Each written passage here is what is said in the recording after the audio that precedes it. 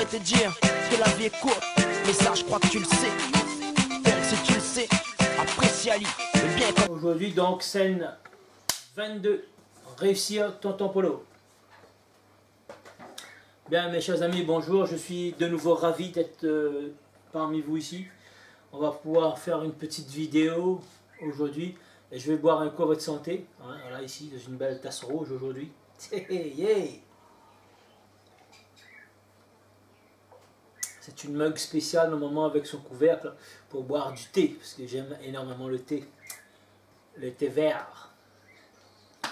Alors aujourd'hui je vais vous parler de quelque chose de très important, aimer son travail. Et pourquoi aimer son travail? Tout simplement, c'est pour avoir ce bonheur. Parce qu'il ne faut pas attendre d'être riche pour pouvoir être heureux. Il faut être heureux maintenant pour pouvoir décrocher, pour pouvoir avoir une vie épanouie, tout simplement. Je vais vous parler de l'estime de soi. L'estime de soi, c'est quoi?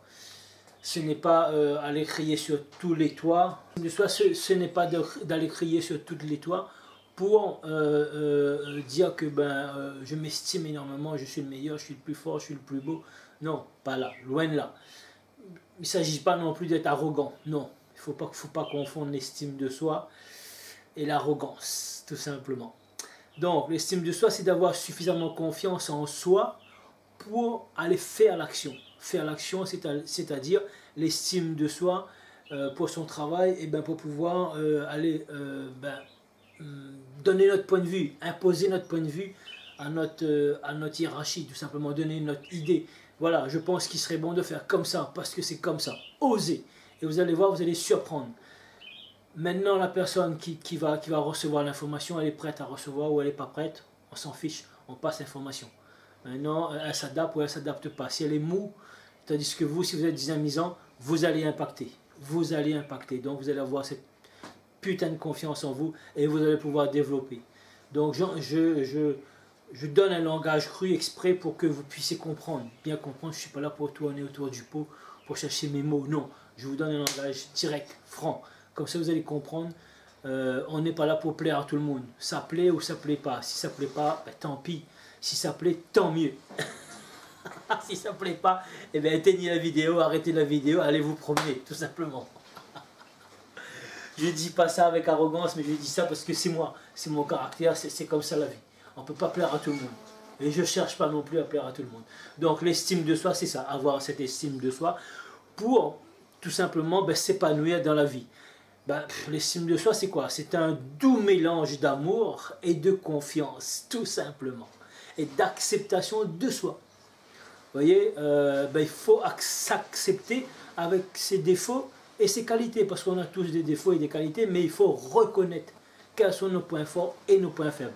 Nos points forts, et pour avancer, nous donner cette confiance, cette estime de soi, et le point faible, travailler sur ce point faible, augmenter, mettre des actions sur les points faibles pour pouvoir mieux se connaître et pour pouvoir mieux s'estimer, passer à l'action pour créer de la fierté, pour renforcer l'estime de soi.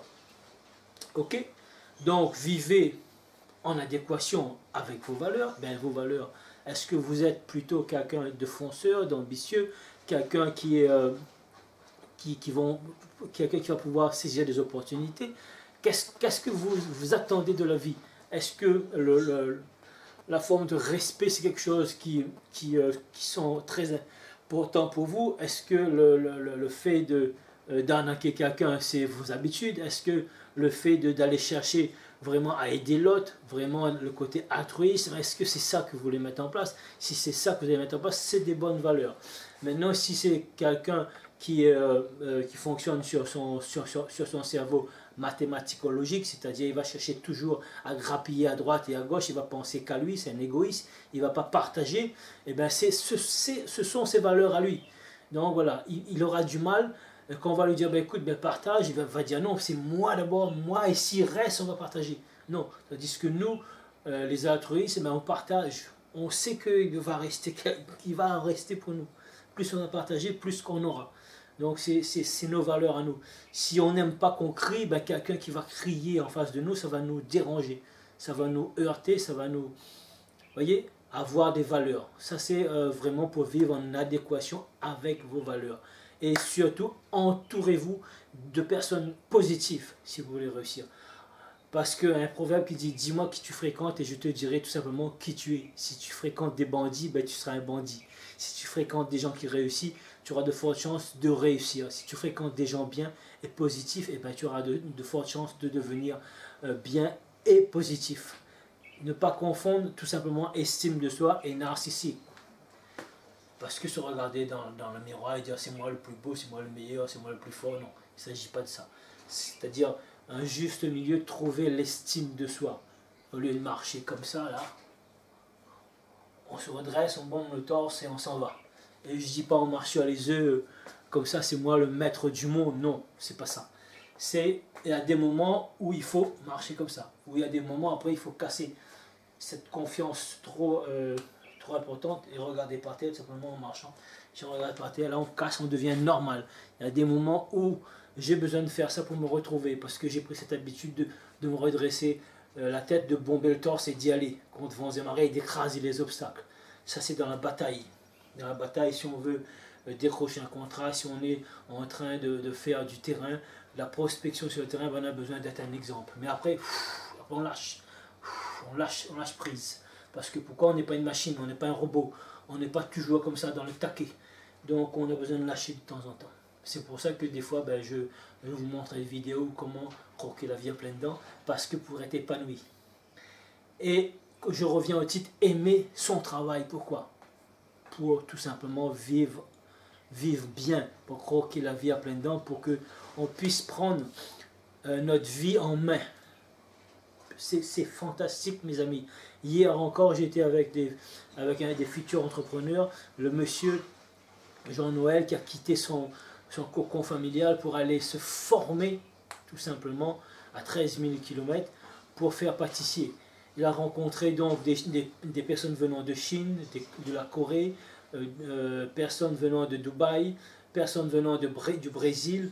Et ben, c'est quelqu'un qui va être dans notre groupement européen, de professionnels plus dynamiques et plus audacieux, et on va organiser, on va l'accompagner pour qu'il puisse lui aussi réussir, parce que tout seul, malgré avec son diplôme, son CAP de pâtisserie qu'il a passé en 6 mois seulement, en raccourcissant donc vraiment cette formation, et ben, il est heureux. Il m'a fait voir donc les différents gâteaux qu'il a pris, les différents mets qu'il a pris, et il m'a senti, il m'a dit, ben voilà, dans cet exemple, et ben, ce gâteau-là, il est trop acide. Ben, je lui ai dit, ben, qu'est-ce qu'il faut faire pour casser l'acidité, pour voir ce qu'il a appris à l'école, et en fonction de ce qu'il a appris, en fonction de mes connaissances. Je ne suis pas pâtissier, mais je suis maître cuisinier. Je sais maîtriser les saveurs et les goûts. Donc il me dit, il faut rajouter du citron. Je dis non, si tu rajoutes du citron, ça sera encore 2 fois plus acide.